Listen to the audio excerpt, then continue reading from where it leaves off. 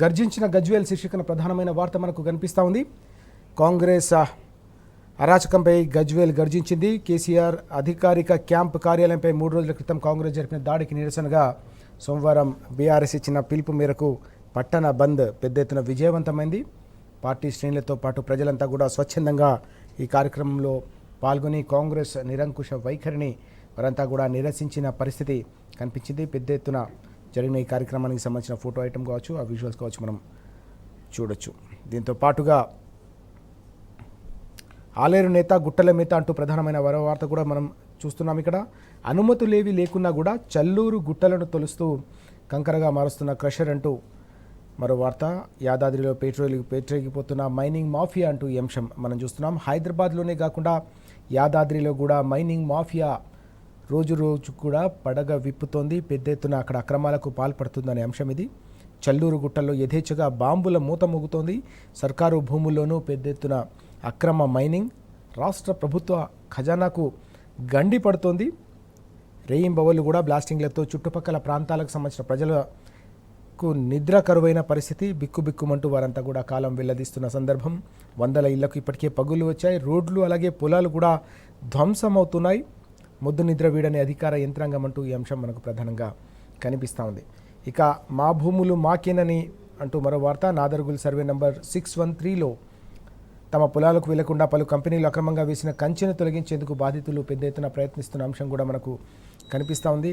కంచెను ఛేదించుకుని వెళ్లిన రైతు కుటుంబాలు, వారికి మనోధైర్యాన్ని ఇచ్చిన హరీష్, సబితా ఇంద్రారెడ్డి, లచ్చమ్మ కుంటను పరిశీలించిన ఇరిగేషన్ అధికారులు, నాదర్గుర్ భూముల్లో కదం తొక్కిన రైతులు అంటూ ఈ వార్త. న్యాయం కోసం ఆదిబట్ల పిఎస్కు వెళ్లిన రైతులు అంటూ ఈ అంశం ప్రధానంగా మనకు కనిపిస్తుంది. పెద్ద ఎత్తున నాదర్గుల్ భూములకు సంబంధించిన వ్యవహారంపై మనం చూసాం. పెద్ద ఎత్తున అక్కడ స్థానికంగా ఉండే ప్రజలు కావచ్చు, రైతుల్లో కూడా తీవ్ర స్థాయిలో ఆందోళన వ్యక్తమవుతున్న సందర్భం. బీఆర్ఎస్ పార్టీ కూడా పెద్ద ఎత్తున వారందరికీ మద్దతుగా నిలిచి ప్రభుత్వానికి సంబంధించిన సంపదను కాపాడే ప్రయత్నం, ప్రజలకు సంబంధించిన ఆస్తుల పరిరక్షణ కోసం కూడా బీఆర్ఎస్ గులాబీ శ్రేణులంతా కూడా కదం తొక్కుతున్న సందర్భం మనకు క్షేత్రస్థాయిలో కనిపిస్తుంది. ఈ క్రమంలోనే ఇక్కడ నిరసనలు రోజు కూడా తీవ్ర రూపం దాలుస్తున్న అంశాన్ని మనం చూస్తూ ఉన్నాం.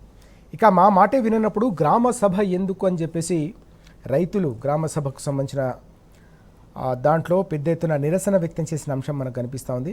ప్రజా అభిప్రాయ సేకరణ లేకుండా నోటీసులా, మా అభ్యర్థనను పట్టించుకోరా, బాధితులతో చర్చించకుండా ఏకపక్ష నిర్ణయాలు ఎట్లా తీసుకుంటారంటూ గ్రామ సభలో మధు పార్క్ నిర్వాసితులు ఆగ్రహం వ్యక్తం చేశారు. అభివృద్ధి పేరిట పూర్తిగా అరాచకం సృష్టిస్తోంది ప్రభుత్వం అంటూ వారంతా మండిపడ్డారు. ముఖ్యమంత్రికి ప్రణాళిక ఉందా అంటూ వారంతా నిరసన వ్యక్తం చేసిన అంశం కూడా కనిపిస్తోంది. ఇక కోహెడ మార్కెట్పై రేవంత్ కన్ను అంటూ మరో వార్త కూడా మనం చూస్తూ ఉన్నాం.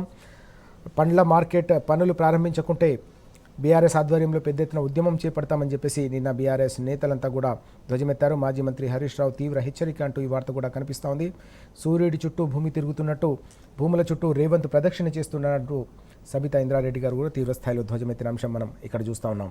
ఇక రైతులతో పాటుగా అధికారులు కూడా తీవ్ర స్థాయిలో అవస్థలు పడతా ఉన్నారు తెలంగాణలో అంటూ మరో కీలకమైన వార్త. ఈ రాష్ట్రంలో పని చేయలేం, తీవ్ర అసంతృప్తిలో ఐఏఎస్లు అలాగే ఐపీఎస్ అధికారులు ఉన్నారనే విషయం కనిపిస్తూ ఉంది. సివిల్ సర్వెంట్లపై కాంగ్రెస్ ప్రభుత్వం చిన్నచూపు, విధానాల్లో గందరగోళం, వేధింపుల వాతావరణం అంటూ పూర్తిగా కాంగ్రెస్ అధికారంలోకి వచ్చినప్పటి నుంచి కూడా అత్యంత కీలకమైన అత్యున్నతమైన ఐఏఎస్ ఐపీఎస్ అధికారులే బాధపడతా ఉన్నారు. చీటికి మాటికి జరుగుతున్న బదిలీలు కావచ్చు, దాంతోపాటు రాజకీయ ఒత్తిళ్లతో వారు పనిచేయలేకపోతా ఉన్నారు. తరచూ బదిలీలు జరుగుతూ ఉన్నాయి. అప్రాధాన్య పోస్టులకు కీలకమైన అధికారులంతా కూడా నెడుతూ ఉన్నారు. మరోవైపు కేంద్ర సర్వీసుల వైపు ఈ క్రమంలోనే ఐఏఎస్ అధికారులు కూడా మొగ్గు చూపుతా ఉన్నారు. అలాగే ఇతర రాష్ట్రాల్లో కావచ్చు, ఢిల్లీలో పనిచేస్తున్న వారు ఎవరైతే ఉన్నారో వారందరూ రాష్ట్రానికి వచ్చేందుకు మాత్రం వెనకంజ వేస్తున్నారనే అంశం ప్రధానంగా మనకు కనిపిస్తూ ఉంది. ఇక అరుణాచల్ సీఎంపై సిబిఐ దర్యాప్తు అంటూ మరో వార్త. ఫిమా ఖండు అక్రమాలపై విచారణకు ఆదేశించిన సుప్రీంకోర్టు అంటూ ఈ పరిణామం దేశవ్యాప్తంగా కూడా తీవ్ర సంచలనం రేకెత్తించిన విషయాన్ని మనం చూస్తూ ఉన్నాం. బంధువులకు కోట్ల విలువైన ప్రభుత్వ కాంట్రాక్టులు కట్టబెట్టినట్టు ఆరోపణలు వినిపిస్తున్న విషయం ఇక్కడ కనిపిస్తూ ఉంది. అలాగే కోట్లు కొల్లగొట్టేందుకే కొడంగల్ అంటూ మరో వార్త. ఉత్తిపోతలు అది ఎత్తిపోతల పథకం కాదు అంటూ మరో కీలకమైన వార్త. నారాయణపేట్, కొడంగల్ ఎత్తిపోతల పథకం ముసుగులో దోపిడీకి దారులు తీశారు. అక్రమంగా పూర్తిగా నిధులను మళ్లిస్తూ ఉన్నారు. నీటి లభ్యత లేకుండానే ప్రాజెక్టు పనులు చేపడతా ఉన్నారు.